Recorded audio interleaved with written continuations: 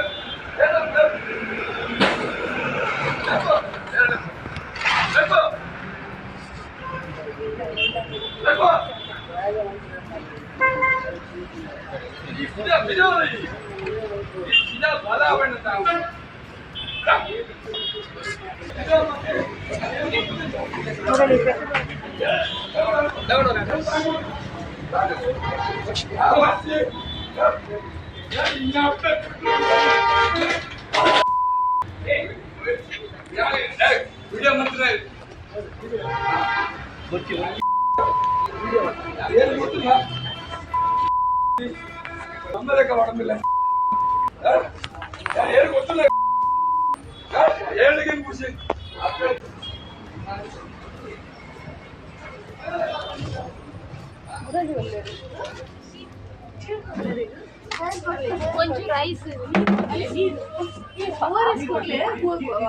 ఓరేసుకోలే గాయత్రి ನೀರು ಕೂಡ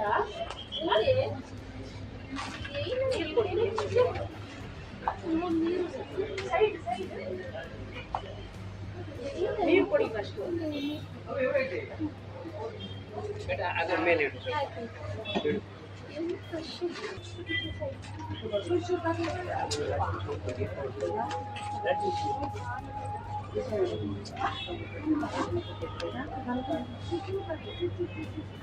ಡ್ರಿಂಕ್ಸ್ ಬಂದಿರುತ್ತೆ.